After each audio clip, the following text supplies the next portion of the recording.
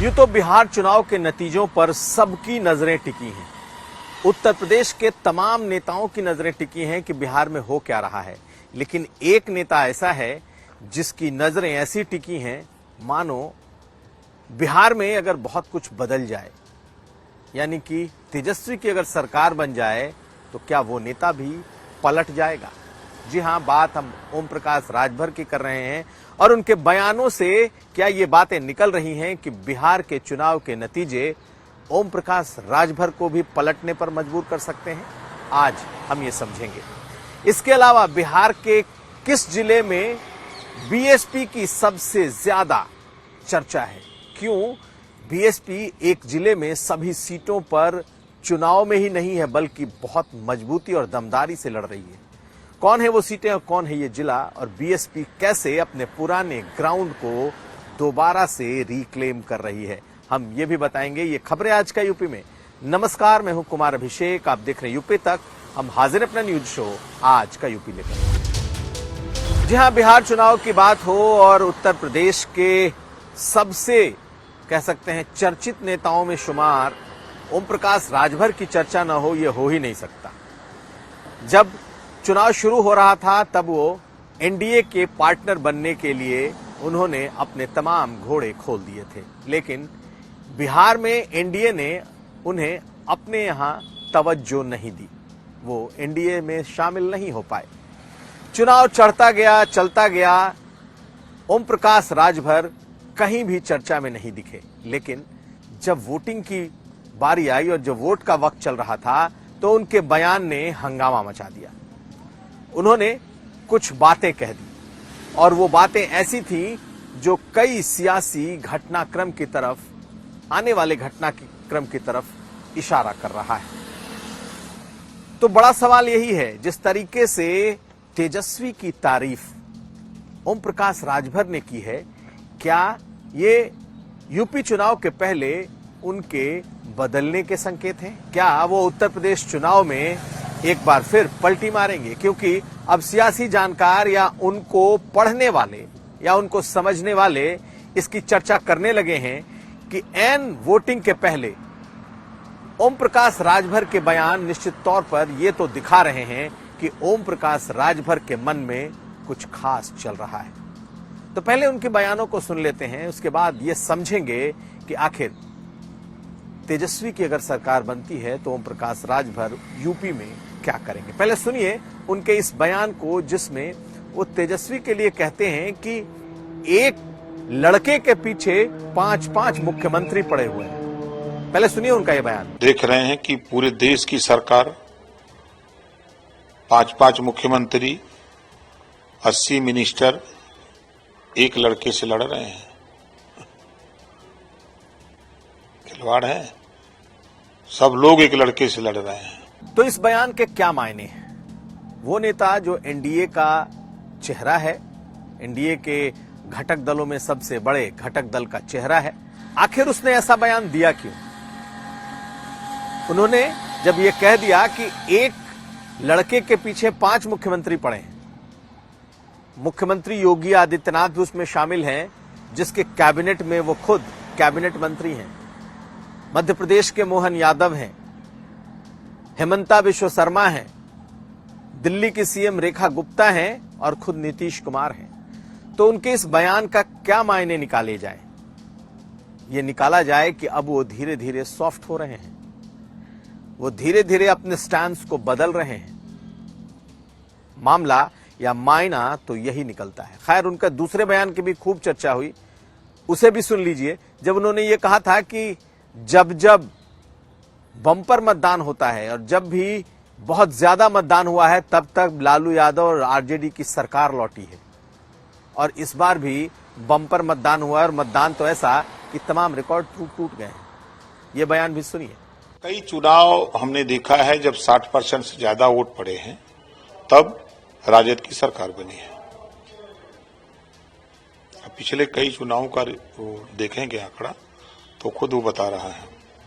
तो इस बार कितने परसेंट रहा है राजद का?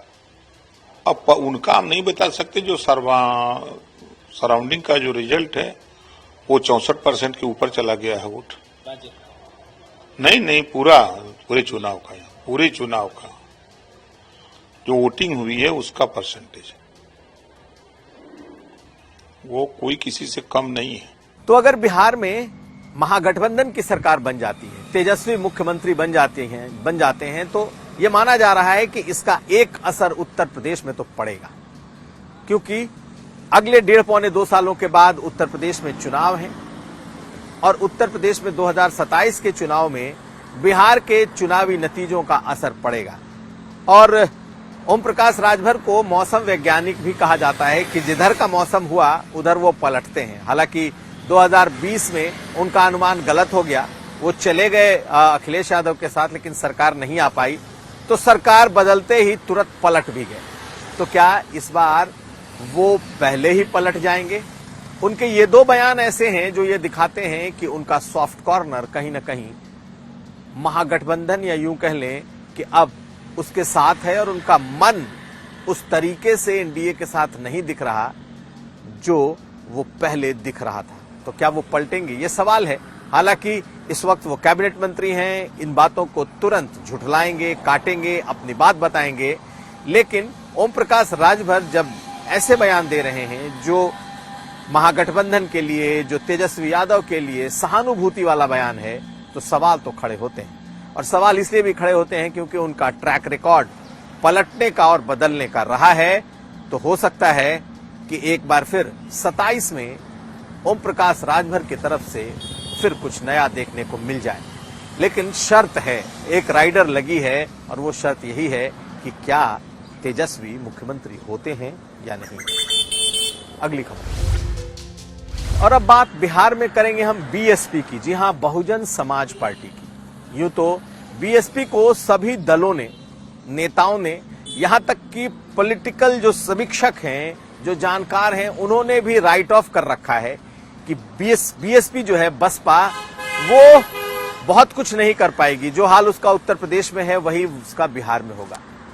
लेकिन बिहार का एक जिला ऐसा है जहां पर बसपा के बहुत अच्छे नतीजों के संकेत मिल रहे हैं। जी हां, वो जिला है कैमूर। ये अलग बात है कि कैमूर, बक्सर, इन इलाकों में, यानी कि यूपी से सटने वाली जो जिले हैं, उन इलाकों में बसपा पहले से मजबूत रही है, लेकिन पिछले कुछ चुनाव से उसका ग्राफ लगातार गिरता गया है। लेकिन इस चुनाव में कैमूर के जो 4 विधानसभा क्षेत्र हैं, ऐसा कहा जा रहा है कि बीएसपी बहुत अच्छी लड़ाई लड़ रही है। इन इलाकों से बीएसपी के विधायक भी पहले भी आते रहे हैं और इस बार तो लड़ाई बेहद कड़ी है। रामगढ़, जहां से सुधाकर सिंह लड़ रहे हैं आरजेडी के, कहा जा रहा है यहां पर इस वक्त बसपा 1 नंबर पर चल रही है।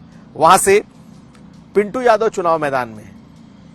इसके अलावा चूंकि ये सीट ऐसी है, जब 2015 के चुनाव में बसपा मात्र 350 वोटों से हारी, पिछले चुनाव में 2020 में मात्र 165 वोटों से हारी, और उनका चुनाव, उनके चुनाव में जब उन्होंने मामला दायर किया कि उन्हें हराया गया है, तो ये मामला सुप्रीम अदालत तक पहुंचा।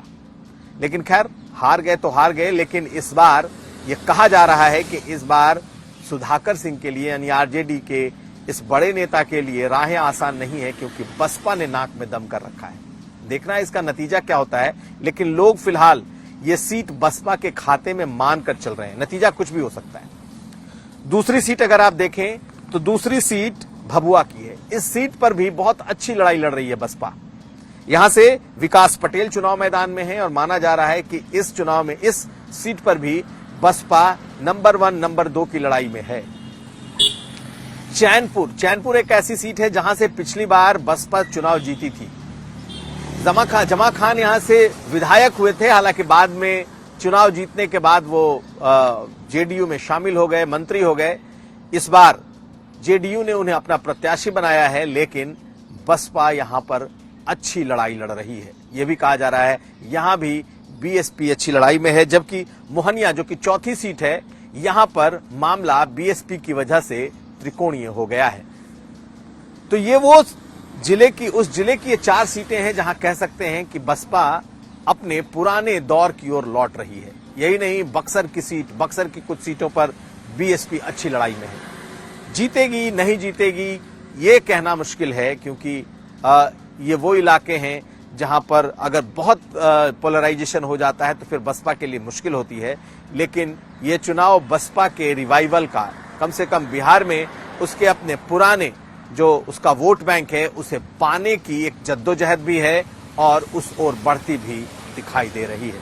तो हमारी नजर इस पर भी बनी रहेगी जब चुनाव नतीजे आएंगे, क्योंकि अगर यहां पर बसपा अच्छा करती है तो ये भी उत्तर प्रदेश के चुनाव के पहले उनके लिए एक अच्छे संकेत होंगे, और सिर्फ बसपा के लिए नहीं, आकाश आनंद के लिए भी और मायावती के लिए भी, क्योंकि दोनों ने यहां पर अपनी रैलियां की और दोनों ने यहां अपने वोट बैंक को, अपने वोट वर्ग को दोबारा से खड़ा करने की पूरी कोशिश की।